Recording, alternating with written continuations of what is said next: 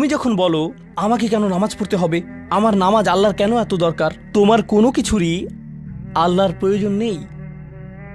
এই নামাজ কোনোভাবেই তার উপকারে নয়। আল্লাহ এমনকি বলছেন যখন কোনো কিছুই থাকবে না, চলো কোরআন থেকে একটা উদাহরণ দেই। যখন এই মহাবিশ্বে কিছুই থাকবে না, চলো কয়েক সেকেন্ডের জন্য আল্লাহর গৌরব নিয়ে কথা বলি। সম্প্রতি বিশ্বকাপ চলার সময় আমি কাতারে ছিলাম।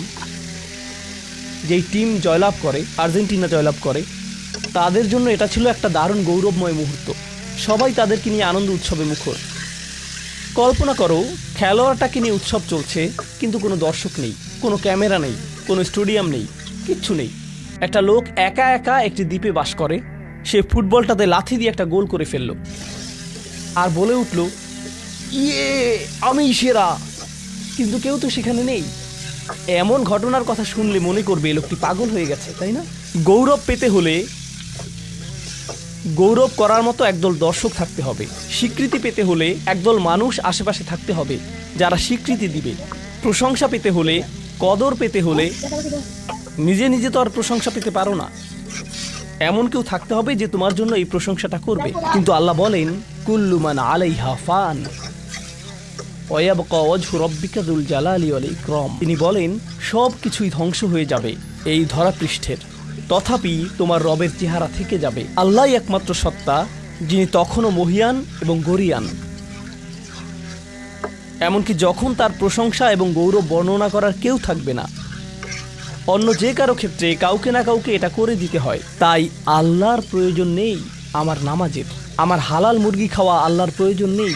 আমার মন্দ বলা থেকে বিরত থাকাও আল্লাহর প্রয়োজন নেই। তাই নিজের মাথা থেকে এই চিন্তা দূর করে দাও যে নামাজ পড়ার মাধ্যমে তুমি কোনোভাবে অন্য কারো উপকার করছো।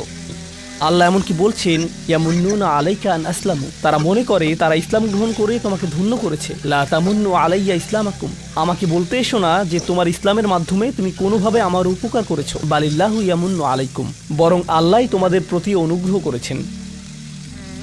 এখন পরবর্তী বিষয়, আচ্ছা কেউ একজন নামাজ পড়ে না কেন? আমি তোমার সম্পর্কে বলছি না, আমার প্রিয় ছেলে বা প্রিয় মেয়ে। শুধু প্রশ্নটি নিয়ে চিন্তা করো যে মানুষ কেন নামাজ পড়ে না। এর অনেকগুলো উত্তর থাকতে পারে, আর এই প্রশ্নের উত্তর আল্লাহর কাছেও আছে। উত্তরটা খুবই ভয়ঙ্কর। এই উত্তরটি আমি খুতবার শুরুতে পড়েছি। তিনি বলেন, ফালা সাদ্দাকা ওয়ালা সাল্লা ওয়ালাকিন কাযযাবা ওয়া তাওয়াল্লা। সে আসলে সত্য গ্রহণ করেনি এবং সে নামাজও পড়েনি। তিনি কাফির সম্পর্কে বলছিলেন। তিনি দুইটা জিনিস বলেছেন, এই লোকটি সত্য গ্রহণ করেনি এবং নামাজও পড়েনি। কথাটা ভাবনার উদ্রেক করে। যদি বলা হয় সে সত্য গ্রহণ করেনি, আমার আশা হলো তিনি বলবেন লা সাদ্দাকা ওয়ালা আমানা, কিন্তু তিনি বলছেন লা সাল্লা। এর মানে হলো আল্লাহর সত্য গ্রহণ করার ব্যাপারে তোমার অন্তরে কিছু একটা মিসিং আছে। না না না, বাচ্চাটা বলে আমি আল্লাহকে বিশ্বাস করি, আমি মুসলিম। হ্যাঁ, তুমি এখানে মুসলিম, তোমার মাথায়। কিন্তু এই সত্য তো শুধু তোমার মাথার জন্য না,